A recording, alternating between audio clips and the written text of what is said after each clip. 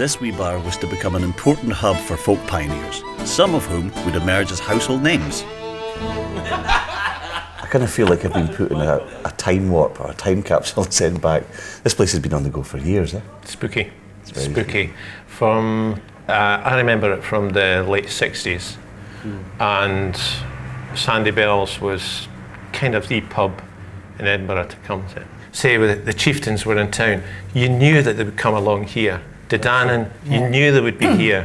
Tom Paxton, they would turn up here, and you would learn. Everybody, it was like a sponge trying to soak up music and songs. As much as they could, yeah. It was like, we came here not just to learn, which you would do elsewhere, but we all had this desire to learn songs and tunes and soak up this, and also the time, it was mid to late 60s, it was a very free time. I can remember the excitement when, to say, Ali would walk in, and everybody would say, Ali Bain's coming in.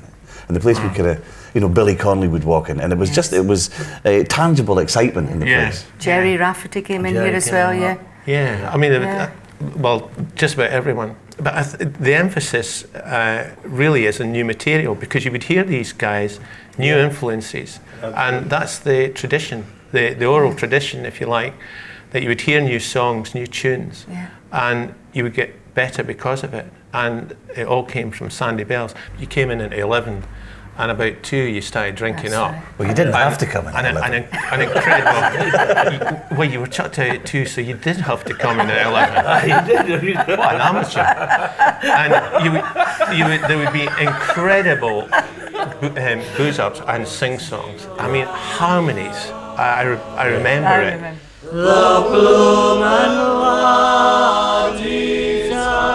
And then at 2 o'clock, we all adjourned to upstairs to 47 Forest Road. You used to hang out there yourself, Ali, didn't you? Yeah. And it just went on, didn't it? The music just went on, and people would take a beer from here upstairs to 47. Sing la-dee-o, and sing la-dee-I,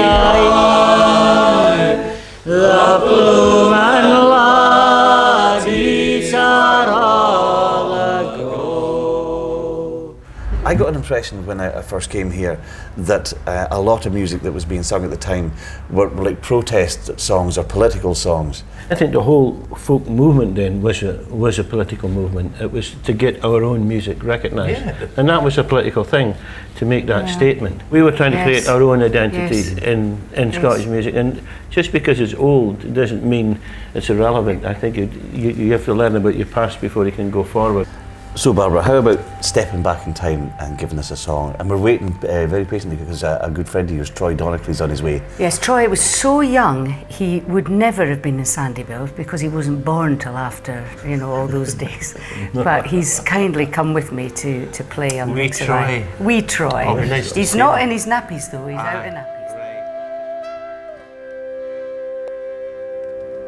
'Twas in the month of sweet July, before the sun had pierced the sky, 'twas in between the Rigs O Rye that I heard twa lovers a-talking.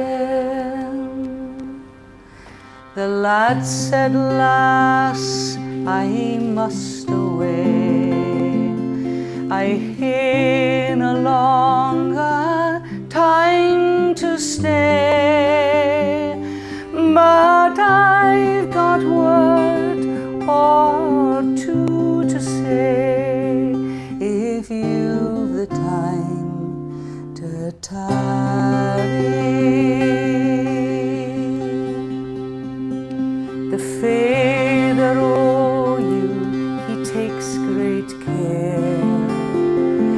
Your mother combs down your yellow hair, but your sisters say that you'll get nae share if you gang wi' me, a stranger.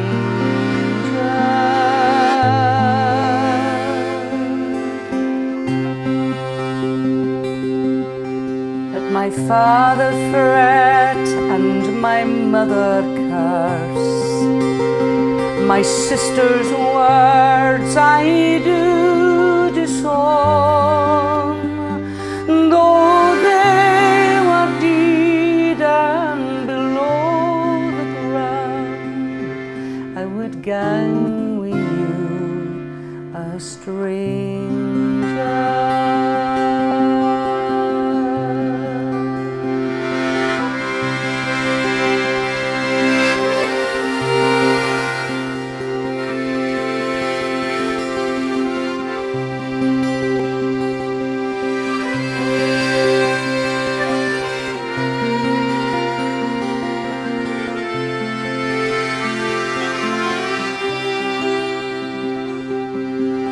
This couple, they've got married new, and they bear me's 1 and 2, and they live in Brechin the winter through, and in Montrose in the summer.